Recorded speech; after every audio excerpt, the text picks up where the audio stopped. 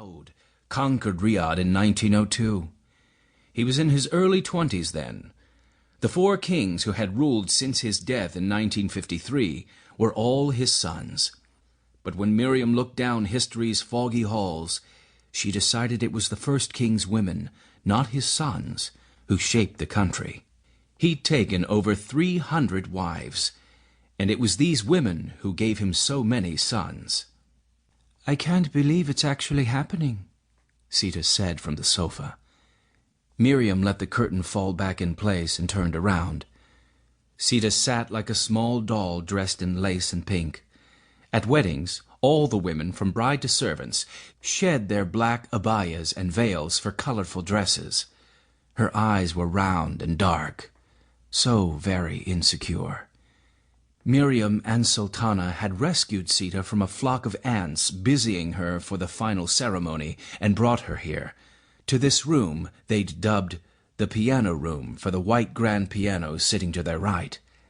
The carpet, a thick Persian weave with a lion embroidered at the center, swallowed their feet. Evidently the designer Salman hired liked big cats. The walls of the room formed a virtual zoo of cat paintings. Sita's lips trembled. "I'm frightened."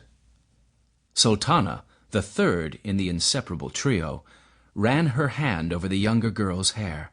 "Shh, shh. It won't be the end of the world. At least he's wealthy. Better to marry into palaces than into the gutter. He's old enough to be my grandfather. He's younger than my sister's husband," Miriam said. "Sarah's husband was 62 when he took her. I understand that Hatam is no older than 55. And I'm 15, Sita said. "And Sarah was 15 too," Miriam said. "And what about my new mother, Haya?" That got silence from both of them. A year earlier, Miriam's father had taken Haya as a bride when Miriam's biological mother died. Haya was only 13 at the time.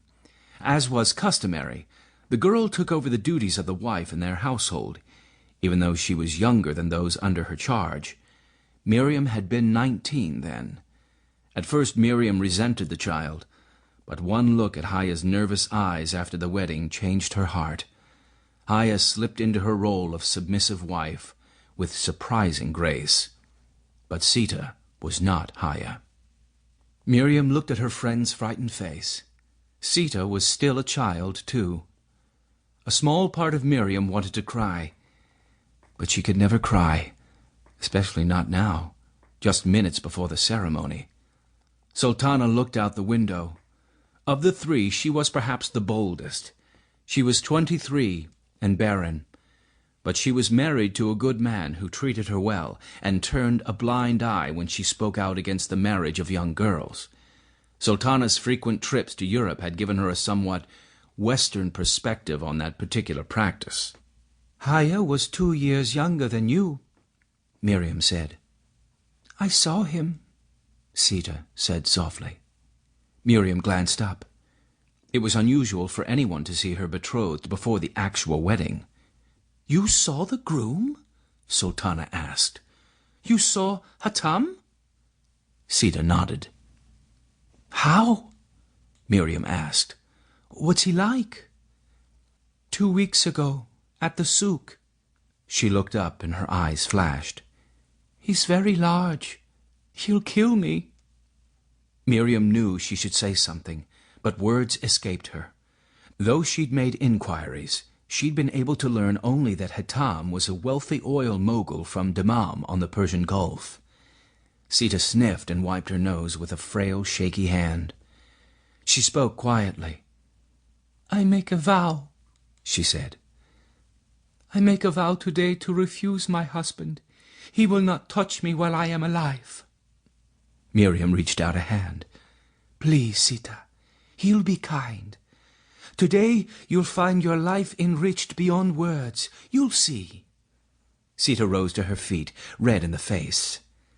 "I'm not ready to marry." She trembled, a child about to have a tantrum. Miriam felt her stomach turn. "I swear it," Sita said, and Miriam did not doubt her.